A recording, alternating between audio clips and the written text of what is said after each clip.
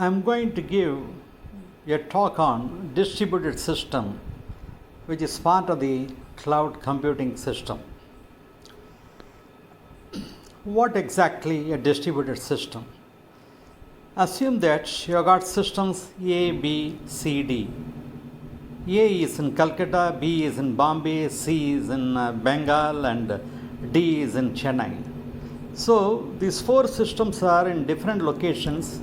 They are distributed in different locations, but your data can be anywhere and your files can be anywhere and the application packages can be anywhere. So when you are using the data, files and applications from different location, then it becomes a distributed system. A client server system. What exactly a client server system? You have got a server. Attached to a server, you have got client 1, 2, 3, 4, etc. N number of clients. So all the clients, they will be using a single server. So it is called a client server system. Multiple server. Next, let us talk about multiple server. You got a server at Calcutta, you got a server at Bombay, you got server at Chennai. Like that, 5, 6 locations.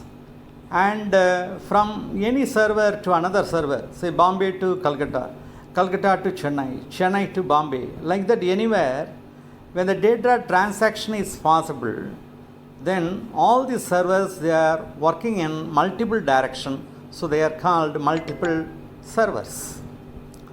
What are the applications on distributed systems? Amazon, Google, airline reservation systems, finance, e-transaction, e-banking, stock exchange, military. These are some of the examples. Why distributed systems are necessary? What are the advantages? Let us see. Distributed versus centralized, multi-server versus client server. Now, what are the advantages? Let us see first. Geography is advantage. Concurrency to speed, high availability if failure occurs. So when it is distributed, so these are all advantages actually. What are the disadvantages? Distributed versus centralized, multi-server versus client server. Very expensive to have redundancy. Concurrency leads to interleaving and bugs. Failures lead to incorrectness. So these are the disadvantages. What is a distributed system? A centralized system, when you consider everything is in one place, standalone PC or mainframe. In the case of the distributed, some parts are in remote place, distributed users, distributed execution, distributed data will be there. Why to do the distribution? No best organization. Companies constantly swing between centralized and decentralized. In the case of centralized, it will be focus, control and economy. In the case of decentralized, adaptive, responsive and competitive. So why to do the distribution?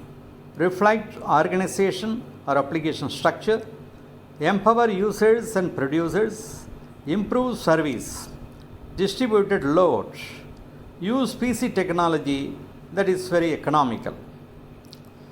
What should be distributed? Next, we have to think. User and user interface we can distribute, thin client, and that can be utilized for presentation, and processing, again trim client, whereas user interface thin client. And in the case of processing for workflow, trim client we can use. In the case of data, fat client we can use. That can be used for business objectives or database also.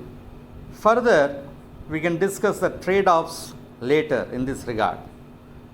Transparency in distributed systems. Make distributed system as easy to use and manage as a centralized system. Give a single system usage. Location transparency, hide fact that object is remote, hide fact that object is moved, hide fact that object is partitioned or replicated. Name does not change if object is replicated or partitioned or moved. Autonomy in distributed systems. Next we have to consider. Owner of this site wants to control it. If my part is working, must be able to access and manage it. Autonomy is essential, difficult to implement, conflicts with global consistency. Examples: naming, authentication, administration. The security, the basics we have to consider. Basically, authentication server, that means subject plus authenticator will imply yes plus token no. Security matrix, who can do what to whom. Access control list is column of a matrix. In distributed system, who and what and whom are distributed objects. What are the security aspects in distributed systems now? Let us see. Security domain. Nodes with a shared security server will be there. Security domains can have trust relationships. A trusts B, A believes B when it says that Jim is in B. Security domains from a hierarchy. Delegation, passing authority to the server. Then autonomy requires each node is an authenticator. Each node does not own security checks. Internet today, no trust among domains, firewalls, many passwords. That is why we are implementing trust based on digital signatures. Clusters. Cluster is distributed system but single. Location, manager, security policy, all are coming under this cluster. Relatively homogeneous. Communication is high bandwidth, low latency, low error rate. So, cluster in distributed system is like this.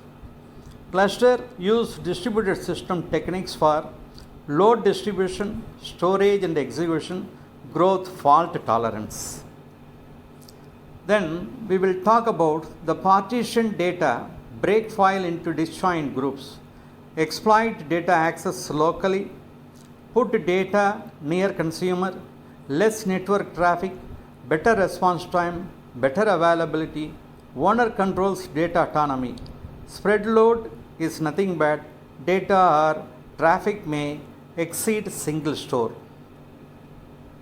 How to partition data? Then we have to consider. How to partition? Either by attribute or by random or by source or by use. Problem to find, it must have directory, replicated or algorithm. Encourages attribute based partitions.